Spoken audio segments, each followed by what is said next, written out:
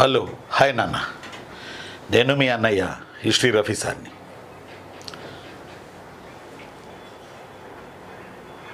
History Rafi sir యూనివర్స్లో మీరందరూ ఉన్నారు. ఈ నేపథ్యంలో ఈరోజు వేంగి చాళుక్యుల సమాజం, వేంగి చాళుక్యుల కాలంలో మరికొన్ని అంశాల గురించి ఈరోజు మనం మాట్లాడుకోవడానికి ప్రయత్నం చేద్దాం.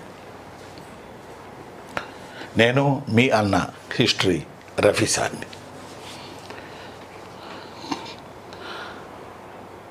ఆంధ్ర రాష్ట్రం ఏర్పడబోయే వరకు పొట్టి శ్రీరాములు గారి మరణం జరగకముందు, వారు అమరజీవి కాకముందు మన మద్రాస్ కింద ఉండేవాళ్ళం. మన క్యాపిటల్ సిటీ మద్రాస్ కింద మనం ఉండేవాళ్ళం. అప్పుడు మద్రాస్ పబ్లిక్ సర్వీస్ కమిషన్ అని ఉండేది. దాని కింద తమిళులు మనం అందరం కలిసి పరీక్ష రాసుకోవాలి.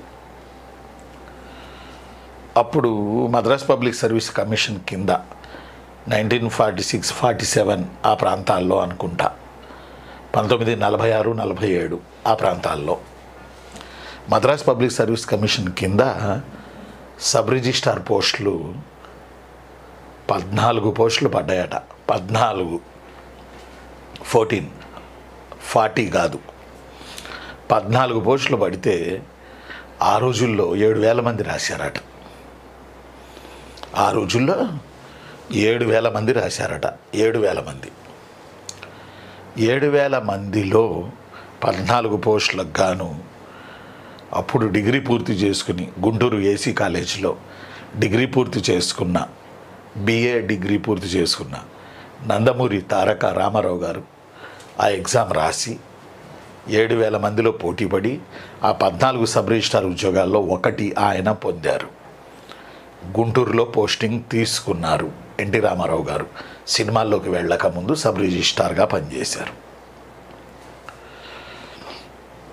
ఇది ఎందుకు చెప్పానంటే, పోటీ అనేది ఈనాటిది కాదు, ఎప్పటి నుంచో పోటీ ఉంది.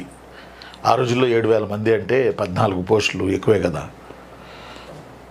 ఈరోజు 70,000 మందో లేదా 2-3 లక్షల మందో లెక్కేసుకోవాలి దాన్ని మనం.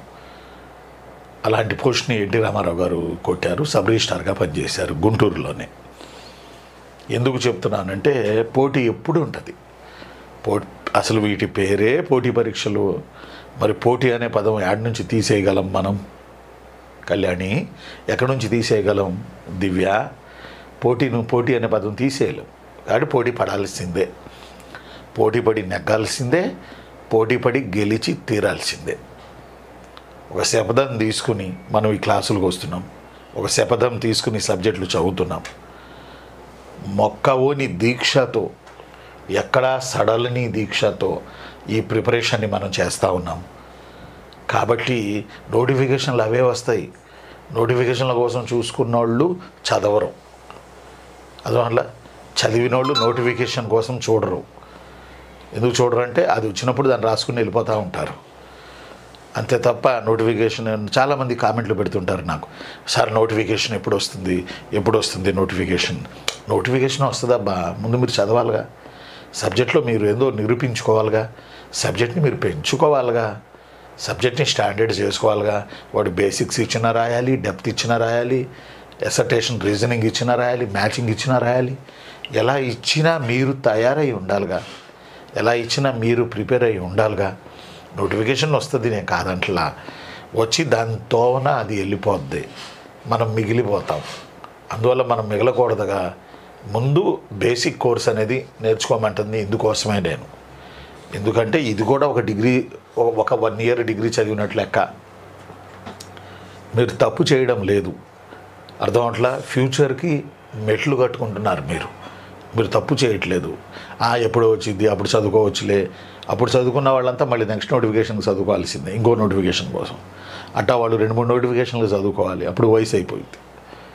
ముందు ప్లాన్ ఉండొద్దా? ప్లాన్ చేసుకోవద్దా? కాబట్టి ఈ క్లాసు వింటున్న మీ అందరికీ ఏమంటాం, ముందే కంగ్రాట్స్. మీరు సబ్జెక్ట్ని నేర్చుకుంటున్నారు. నోటిఫికేషన్ వస్తే రాస్తాం మనం. వచ్చినప్పుడు వస్తుంది, క్యాలెండర్ వస్తుంది. మేబీ జనవరి వరకు క్యాలెండర్ రావచ్చు. కాబట్టి నేనేమంటానంటే, కొంతమంది సలహాలు ఇస్తుంటారు కామెంట్స్లో, నాకు భలే పెయిన్ వస్తుంది, కోపం రాదు, బాధేస్తుంది. సలహాలు ఇస్తుంటారు, నెగిటివ్ కామెంట్లు పెడుతుంటారు, అలానే నెగిటివ్ సలహాలు ఇస్తుంటారు, నెగిటివ్ ఎనర్జీని ఫ్లో చేస్తూ ఉంటారు. అర్థమంటే నోటిఫికేషన్లు రావు, ఎప్పుడో వస్తాయి. వచ్చినప్పుడు ఏముంటుంది, దాని ద్వారా అది వెళ్ళిపోద్ది. అప్పుడు మీరేం చేస్తారు? నెగిటివిటీని ఫ్లో చేస్తూ ఉంటారు. మీ పోటీ పరీక్షల్లో అతి ముఖ్యంగా ఈ పొద్దున్నే నేను మీకు చెప్పే అంశం ఏంటంటే, నెగిటివ్ ఫ్రెండ్స్తో కానీ, నెగిటివిటీ స్ప్రెడ్ చేసే వాళ్ళతో కానీ, నెగిటివిటీ మైండ్ ఉన్న వాళ్ళు కానీ ఎట్టి పరిస్థితుల్లో పోటీ పరీక్షలకి సూట్ కారు. 26 ఏళ్ల నుంచి చూసుకుంటా వస్తున్నాం మేము, మాకు తెలీదా నోటిఫికేషన్లు వచ్చేది రాంది? మేము ఎన్నిసార్లు చెప్పుకుంటా వస్తున్నాం, నోటిఫికేషన్లు రాలేదా, పరీక్షలు రాయలేదా, జాబుల్లో చేరలేదా, నెలకి శాలరీలు తీసుకోవట్లేదా, కష్టపడిన వాళ్ళు సెట్ అవ్వలేదా లైఫ్లో? ముందస్తుగా మేము ఎందుకు చెబుతున్నాం, వస్తాయని హెచ్చరిస్తున్నాం. వచ్చినప్పుడు మనం ఏం చేయలేము, సబ్జెక్టులు పెద్దగా ఉంటాయి.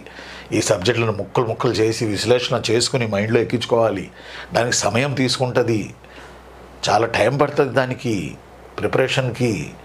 డిగ్రీ, ఇంటరు, 10th ఎన్నేళ్ళు, మనం 21 ఏళ్ళు మనం చదువుకుంటా వచ్చినప్పుడు జీవితంలో స్థిరపడి 62 ఏళ్ల ఉద్యోగం చేసుకోవడానికి ఒక 1 year కేటాయించలేమా? అందువల్లే నెగిటివ్ స్ప్రెడ్ చేసే వాళ్ళకి మరీ నేను చెప్పేది ఈ వీడియో ముఖంగా, మీకు నచ్చకపోతే ప్లాన్ బీకి వెళ్ళిపోండి. అమ్మాయి అయినా అబ్బాయి అయినా ఎవరైనా ప్లాన్ బీకి వెళ్ళిపోండి. నచ్చకపోతే మీరు అడ్వైజులు ఇవ్వకూడదు. ఇప్పుడు మేమేం చేస్తున్నాం, నోటిఫికేషన్లు వస్తాయి చదవండి. రాలేదా? ఎన్నిసార్లు నోటిఫికేషన్లు వచ్చినాయి, ఎన్నిసార్లు పరీక్షలు రాసి వెళ్ళిపోయారు జనాలు, ఎన్నిసార్లు సెటిల్ అయిపోయారు లైఫ్లో, ఒకేసారి సెటిల్ అయిపోయారు లైఫ్లో ఎగ్జామ్ రాసి. ఇది జరుగుతూనే ఉందగా. నేను ఉద్యోగ సోపానంలో జాబ్ చేసేటప్పుడు, సబ్ ఎడిటర్గా చేసేటప్పుడు ఉద్యోగ సోపానంలో మన హైదరాబాద్లో విద్యానగర్లో ఉంటుంది ఆఫీసు.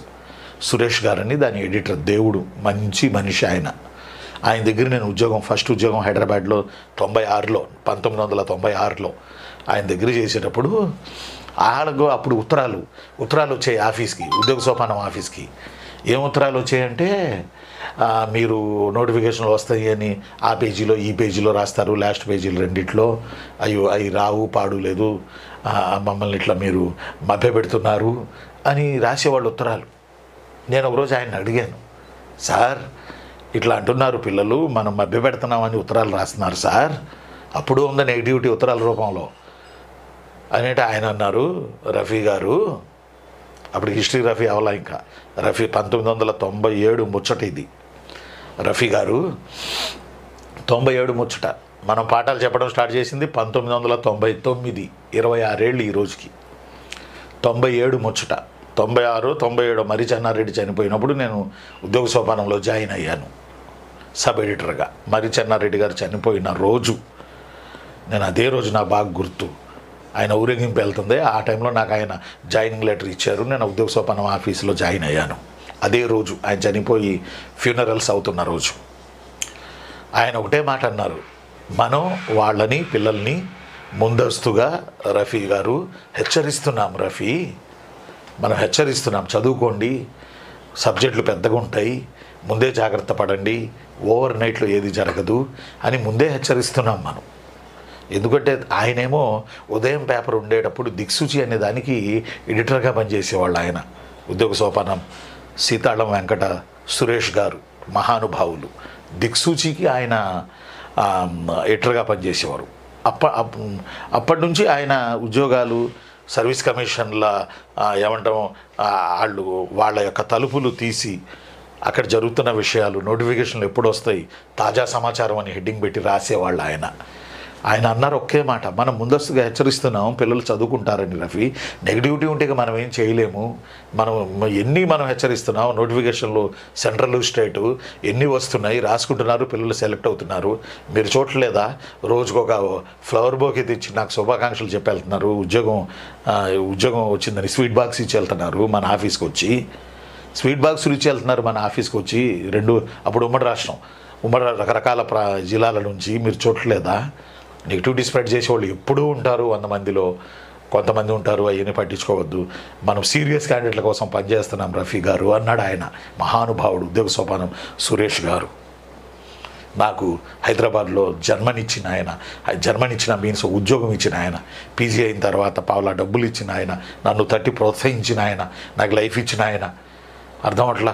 లేకపోతే ఈరోజు Rafi sir, history Rafi sir అనేవాడు లేడు. ఆయన నాకు గనక ముందస్తుగా ఆ రోజు ఉద్యోగాలు ఏడ దొరికినాయి, ఉద్యోగాలు లేకపోతే నక్సలిజం అట్లా ఉండే ఆ రోజు సినిమా 97, 96లో తట్టి లేపి నాకు ఉద్యోగం ఇచ్చి ఫస్ట్ ఏపీ హిస్టరీ రాయండి అని చెప్పి నాకు ఏపీ హిస్టరీ బుక్ రాయించి అప్పట్లోనే 97లో నా పీజీ 95 ఏప్రిల్లో అయిపోయింది. 97, 6 or 7లో నేను జాయిన్ అయ్యాను. అందులో చెన్నారెడ్డి గారు చనిపోయిన రోజు ఆ రోజు జాయిన్ అయ్యాను నేను. ఈరోజు ఈ స్థాయికి వచ్చాను అంటే ఎక్కడో చోట తడి ఆరిపోయిన గొంతుకి తట్టి లేపే చేయి ఉంటుంది ఖచ్చితంగా. మనం నిజాయితీగా కష్టపడ్డప్పుడు, మన ప్రయత్నం మనం చేసినప్పుడు. నెగిటివిటీని పట్టించుకోకండి, అందులో పడి కొట్టుకుపోబాకండి. ఇప్పుడు ఎట్టయినాయంటే తమ్మునెల్స్ కూడా నెగిటివ్ పెడితే గబాల్ని చూస్తున్నారు, పాజిటివ్ పెడితే ఎవరి చోట్ల జనాల మైండ్ సెట్ ఎంత ఘోరంగా మారిపోయిందో చూడండి. అంతే.